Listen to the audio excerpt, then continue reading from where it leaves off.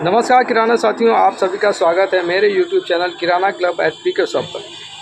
दोस्तों, अगर आपने नई किराने की दुकान करी है या फिर आप किराने की दुकान करने के लिए सोच रहे हैं तो ये वीडियो आपके लिए बहुत ही इम्पोर्टेंट होने वाली है। दोस्तों, आज का हमारा टॉपिक है कि अपनी किराना की दुकान में सफलता कैसे पाएँ।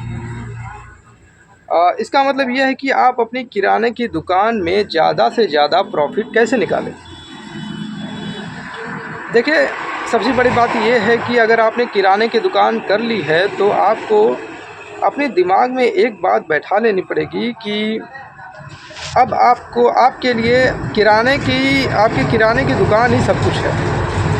आपको अपनी किराने की दुकान में ही पूरी तरह से समर्पित होना होगा, क्योंकि किराने की दुकान जितनी आसान दिखती है असल में वो उतनी आसान होती नहीं है।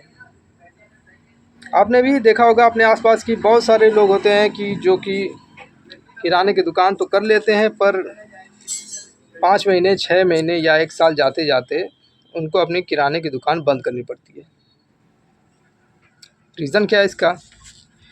क्योंकि वो लोग उतना प्रॉफिट अपनी दुकान से नहीं निकाल पाते हैं जितनी की ज़रूरत होती है।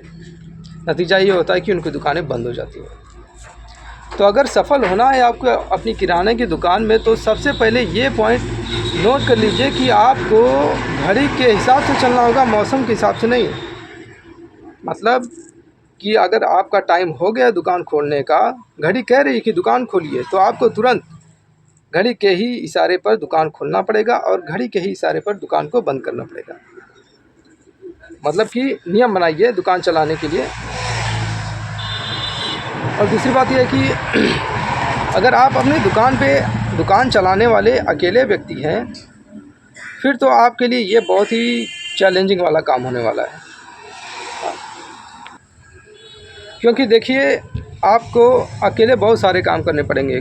आपको गल्ले पर भी बैठना होगा, बिल भी बनाना होगा, सामान भी कस्टमर को देना होगा, कस्टमर से डील भी करनी होगी, दुकान की भी साफ़ सफाई करनी पड़ेगी, अपने लिए भी समय निकालना है, खाना पीना करना है वगैरह, बहुत सारे काम होते हैं। तो ये सारे काम एक साथ करना बड़ा मुश्किल होता है। इसलिए अगर आप ऐसा करना चाहते हैं, अकेले रह के अपनी दुकान चलाना चाहते हैं, तो आपको हमेशा हर पल एक्टिव रह के काम करना पड़ेगा। चलिए, मान लीजिए ये सारे काम आप अकेले रह के कर भी लेते हैं, तो एक काम जो होता है वो सबसे ज़रूरी जो होता है दुकान का जो माल है, जो सामान आप बेचते हैं, उसको ला के दुकान में रखना।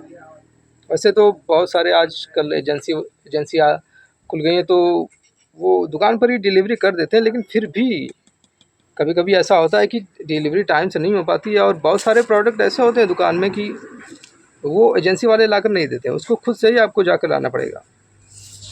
तो अगर आप अकेले व्यक्ति हैं अपनी दुकान में, तो आपको तो दुकान बंद करके ही जाना पड़ेगा। और आपकी अगर होलसेल की दुकान पास में है तब तो ठीक है, अगर दूर है तो ज़्यादा समय लगेगा।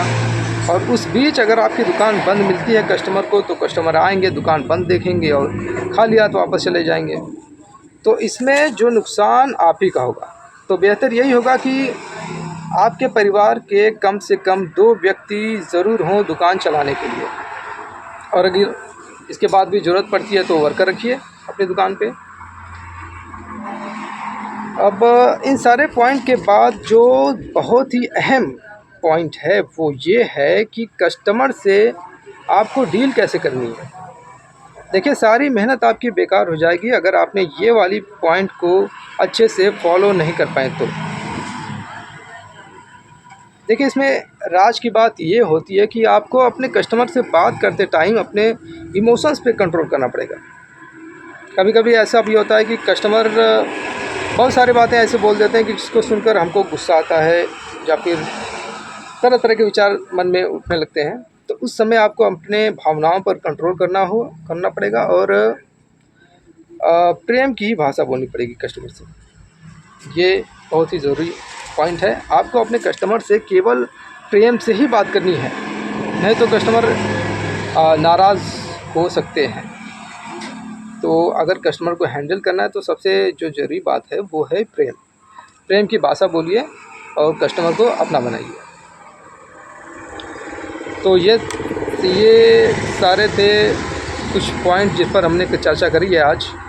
आगे वाले वीडियो में हम और भी पॉइंट पर विशेष चर्चा करेंगे। तब तक के लिए नमस्कार।